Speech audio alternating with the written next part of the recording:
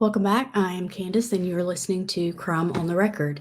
Today, we're venturing into a tragic tale that shattered the illusion of a picture perfect family in the upscale neighborhood of Bel Air, Texas. Antonio Armstrong Sr., a former NFL player turned successful businessman, and his wife Dawn, a devoted mother and community volunteer, seemed to have it all. Their children, Josh, who was Dawn's son from a previous relationship that Antonio Sr. adopted, AJ Jr., and young Kara completed this image of an ideal family, but behind closed doors, a storm was brewing. AJ Jr., a talented high school football player with dreams of following in his father's footsteps, was struggling with the pressures of his legacy. His relationship with his parents became increasingly strained, and secrets began to fester within the walls of their luxurious home. Now, before we begin, please hit the like and subscribe if you're listening on YouTube, or hit the follow button if listening on the podcast. This just ensures that you never miss an episode. And this is especially important if you're listening on the podcast, because although I have gotten a lot better at ensuring that we get a weekly episode out, it is not always on the same day. I really am trying, but it is what it is. So, if you hit the follow button, then it will alert you when the new episode comes out. So let's start with a timeline. Now, if you're watching on YouTube, you'll see that there is a picture up of three individuals. This is Dawn, and then AJ Sr., and to his right, Junior, which would be his left in the photo, but as we're looking at it, on his right. Now, if you're listening on the podcast, don't worry, because we will have these up on the website by the time you listen to this episode, so you'll be able to go there and see them. But I think it's always nice to kind of be able to put a face to a name. So let's start with the timeline. In the early hours of July 29th in 2016, police alleged that AJ Jr., then 16, used his father's 22 caliber pistol to fatally shoot both Antonio Sr. and Dawn while they slept. But the events leading up to and following that night paint a really complex picture. So, in the years prior, Antonio Sr. Enjoyed a brief NFL career with the Miami Dolphins, and Dawn focused on raising the children and contributing to the community. They say she was very involved in things in the community, and by all accounts, they were both really great people that everyone really cared for.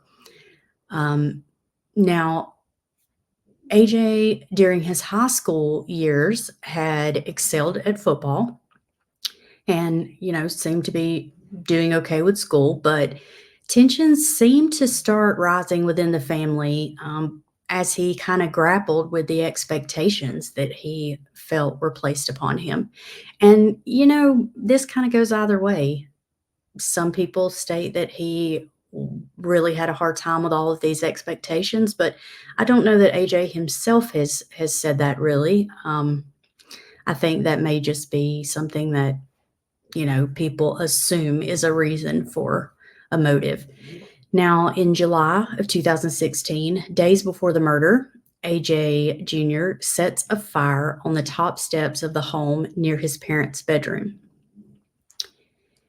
And on the night of the murders, he unplugs his phone from the charger. Minutes later, alarm sensors go off throughout the house. He uses his phone as a flashlight, which trigger more sensors. He then calls 911, claiming to have seen a masked intruder. And these are kind of important things because as they start investigating, they start seeing how these things fit into their idea that AJ was the one that committed this murder. They believe that the fire on the top steps of the home was near his parents' bedroom because initially he may have thought about setting the house on fire and attempting to unalive them that way. So, again, we don't know if that's true or not, but I think that is pretty much what they've alleged. And then the night of the murder, they're making a big deal about him unplugging the charger from his phone. and then being able to tell that he turned the flashlight on because they feel as if he did this to have light to get to his parents' room in order to shoot them. Now, let's talk about the suspects and investigation. At the scene, a .22 caliber handgun and a threatening note are found in the kitchen. There are no fingerprints or DNA found on the gun. A bullet hole is discovered in AJ's bedroom floor. And just for the record, when I'm talking about AJ Jr., I will just say AJ. And then his father is AJ Sr., just so there's no confusion. And also, Dad went by Antonio, and Junior went by AJ. So, I may just refer to them as AJ and Antonio. So, they also find out during the investigation that masked men had broke into Antonio Sr.'s gym after the murders. So it kind of made people wonder if perhaps the people that broke into the gym were looking for something that they did not find when they went into the house. So, as they're investigating, I think their suspects are, to start with, AJ himself and then these masked men that broke into the gym. However, they pretty much, almost from the beginning, kind of focused on AJ, and especially after seeing that bullet hole in the bedroom floor, because they already had concerns about the fire, thinking that he possibly set a fire, and then panicked, or that was kind of like a preemptive, thing, and then he decided not to go that route. But then they find this hole in the floor of his room, and they think that maybe that was his first attempt at trying to shoot them. I believe that their bedroom was right under his, so they assumed that he had shot through the floor thinking that he would hit one of them, but then decided against doing it again. I don't know how I really feel about that because, first of all, you got two parents. So if you're trying to, harm them both, how does shooting through the floor one time do that? I mean, you don't know exactly where you're aiming, so you don't know if you're going to hit anybody, much less two people. So I don't know. But at the same time, how many people have holes in their floor from a bullet? So it is concerning. So the crime scene was chilling. Antonio and Dawn were found shot with his own .22 caliber pistol. AJ called 911 again, claiming to have seen a masked intruder fleeing the scene. However, investigators found inconsistencies in his story and discovered the note in the kitchen that read, quote, "I have been watching for a long time. Get me," end quote, which is the oddest thing. I mean, get me? Like, really? Not even come get me, just get me? That's I don't know. So, in 2019, AJ goes on trial. Now, the case against him is complex. There's a lot of unanswered questions. The prosecution says that AJ is feeling suffocated, or was feeling suffocated, by his father's legacy and expectations, and so he decided to meticulously plan and execute these murders. They pointed to his declining grades, some behavioral issues that had been seen, and the suspicious circumstances surrounding the crime scene. I don't think that they took that note very seriously. I think they thought it sounded absurd, and, the fact that they found that note and he was killed by his own gun, pretty much led them to AJ. Because how many people break into someone's house just hoping there'll be a weapon there, So that was their big argument. This argument hinged on several key facts and pieces of evidence. So to start with, all of the doors and windows were locked. The house was found locked from the inside with no signs of forced entry. They had alarm system records. The alarm system data showed unusual activity inside the house coinciding with AJ's cell phone usage. So they didn't show any alarm going off from someone coming from outside the house in. They just showed all of this wild activity that seemed to show sensors going off as AJ was walking through the house by their account. And then again, there's the bullet hole in AJ's bedroom floor. They figured that that was him, maybe that was his first attempt, or it could have actually been him firing a practice shot to practice firing this weapon. I don't know if he had any experience with guns prior to this, so it may be that they thought, he wanted to practice to ensure that when the time came, he actually could fire this weapon. The defense, however, maintained his innocence. They suggested that his older half-brother, Josh, who struggled with mental health issues and drug abuse, could have been the perpetrator. This trial ended in a mistrial due to a hung jury, so they could not make a determination. So this is 2019. We go from 2019 to 2022, and they start the second trial, which pretty much mirrored the first. Witnesses testified, lawyers argued over guilt and innocence, but once again, the jury could not reach a unanimous verdict, resulting in yet another mistrial. Between the second and third trial, because yes, they did have a third trial in 2023. Now, in between the second and third trial, new evidence comes out.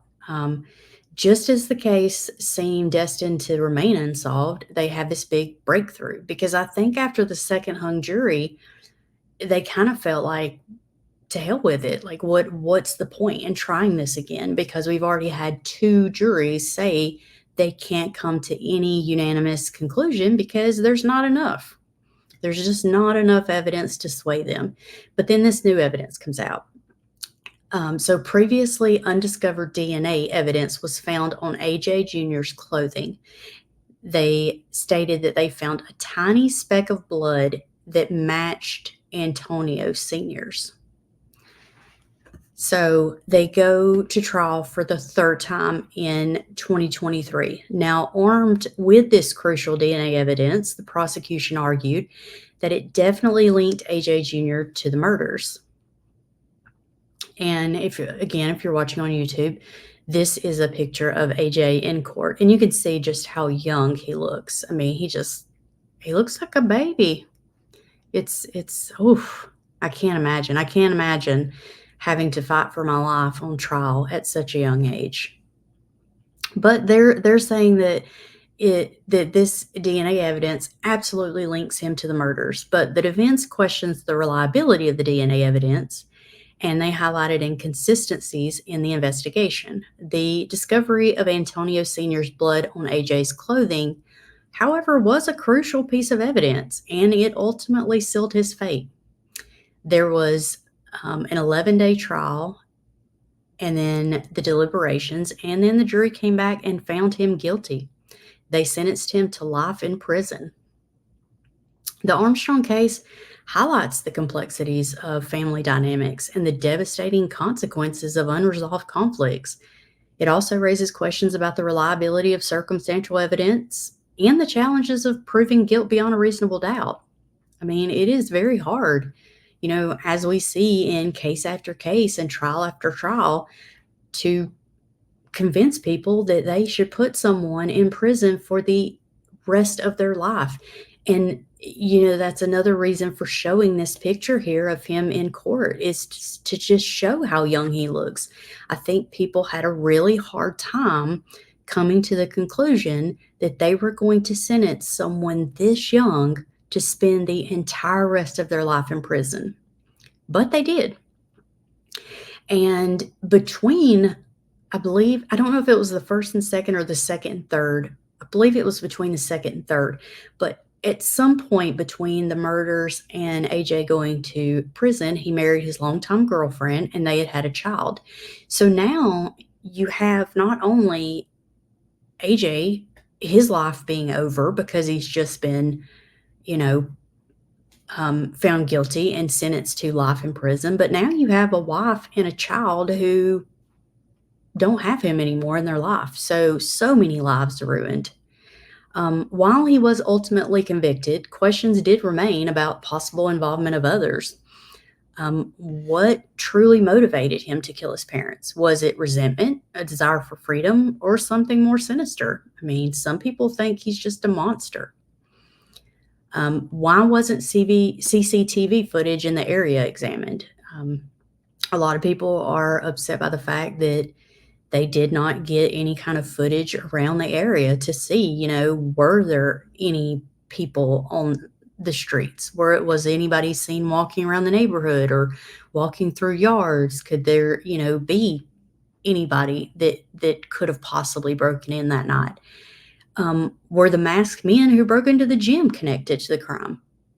A lot of people find it very, very coincidental that right after this murder, two men break into the gym and seem to be just looking for something. I mean, I'm sure you can find out on YouTube, but because we decided to do this case because we watched a show on it, and they were talking about different trials, and so they showed AJ's case, and they showed a video clip of the CCTV footage from inside the gym when these guys broke in, and I assume it's probably out there on YouTube somewhere if you want to look it up, but it really looks like these guys are looking for something. It doesn't look like they're there to steal equipment or money or anything. It looks like they're genuinely looking for something, and it kind of does lend credence to the thought that maybe these people murdered, you know, uh,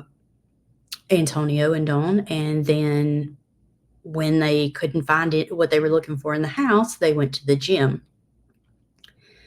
Could a deeper investigation into Josh's mental state and any potential motives he could have had, could they have shed more light on the events of that night? And those are just some of the unanswered questions that continue to plague the case. Now, you may think, okay, it's over. He was finally convicted after 3 trials, but no. He, as most people do when they are sentenced to life in prison, they appeal. I mean, who wouldn't? Guilty or not, I feel like most people are going to file an appeal because if there's a chance that you might get out of prison, nobody is trying to stay in prison. Now, at first, the request for a new trial was automatically denied because the judge did not decide within the required time limit, which to me seems kind of crappy. Like, we're relying on a judge to make that decision within a time frame. How is it our fault if we're the ones sitting in prison that judge doesn't do that in that time frame? That doesn't seem fair. So I think that's kind of crappy anyway. But a recent filing in the 14th Court of Appeals reveals that a lab technician involved in processing the blood evidence in the case was fired due to concerns about their job performance. This motion seeks to pause the legal proceedings while the implication of this revelation are assessed. A lot of people think that it is very, very coincidental that all of a sudden, after 2 failed trials, right before the third one starts, that they magically find this little speck of blood. And I think that that's a valid argument, especially in light of the fact that this person has now been fired and was fired because of issues with cross-contamination. So you can't tell me that this person's doing everything by the book, but then gets fired. And if they got fired for not doing things by the book, that's terrifying. Per his lawyer, he said, quote, "We argued and effectively showed that the blood specks could have been the result of cross-contamination. The suspension of this analyst involved in AJ's case goes directly to that argument. If the defense knew this information in a timely manner, we likely would have changed our trial strategy, including calling this analyst in AJ's defense to further prove the unreliability of the blood evidence." And I got to tell you, I agree. When we watched the episode regarding AJ's case, he does seem so well spoken, like a great kid who knows that he went through some stuff in high school where he kind of was a little turd. He wasn't the best son he could have been, and his behavior had gotten a little out of hand, and he was talking back and not following rules and telling lies and getting in trouble. But his emotions and his grief appear to be sincere when he talks about losing his family. I mean, he just bawls in the interview. So it's tough. I think this case is just a chilling reminder that darkness can lurk beneath any surface, even when a family seems perfect. You know, again, it raises those questions about family dynamics, mental health, and the pressures that we do put young people under when they're in high achieving environments. I think that a lot of young people are pushed beyond what they should be growing up, and it puts too high a strain on them. We've seen case after case where you have these, kids that'll go off to college and they'll tell their parents they're in this program, like, becoming a doctor or lawyer or whatever. And then come to find out they dropped out of school or failed out, and they end up, killing a member of their family or killing their significant other so that they don't have to get found out. And that's terrifying. It's terrifying to think that there are people out there that would rather lie, or sorry, would rather kill than to have their life figured out. I mean, really? It's so sad, but it does beg the question, are these people having such high expectations placed on them that they feel like they have to lie? I mean, the nature of human relationships is very fragile, and it doesn't take a lot to cause ripples in a family. And I think that we have to be careful that we're not, letting those things come into our own home. So, if you've got kids, ensure that they know you love them regardless of how well they perform. And again, that's just an aside. That's just a personal thing that I added. It's not anything to do with the story, but I think we could all stand to, do a better job of sometimes letting our kids know that, we want you to do well, but if you don't, that's okay. We love you anyway. It's more about the effort than the result. Effort versus outcome. Um, justice can be very elusive, and I got to tell you, it's become very elusive in this case because who got justice? We don't know. I mean, have they gotten justice for Dawn and Antonio? We don't know, because I can tell you, if as a parent, if he is innocent, then a parent would be turning over in their grave to know that their child has been accused and convicted of their death and is sitting in prison, especially now that he has a child of his own. So that is the case of AJ Armstrong. I will keep an eye out for any updates that come along on that. And we have one more picture. This is AJ currently in prison. So as you can tell, I mean, to me, from here to here, he looks like he's grown up some. He looks a little older, but I don't know that he's changed too much. I'm sure but look at those stark white walls, and everything's just white and concrete, and I can't imagine being there for the rest of my life, especially at such a young age. But that is all for his case. Again, I will keep an eye out for any updates to see if maybe he gets a new trial. If he does, I will let you guys know. And, I do the podcast. Jason usually streams the trials. So if he does get a new trial, I can almost bet that we will be covering it. So keep an eye out for that, especially if you're on YouTube and you watch out for our trials. Watch out for this one, because, again, if he gets a new trial, we're going to be doing it. So thank you for joining us on another episode of Crime on the Record. Again, for pictures and more, visit our website at crimeontherecord.com. Don't forget to follow us on social media while you're there. That is it for this week. and I will talk to you again soon.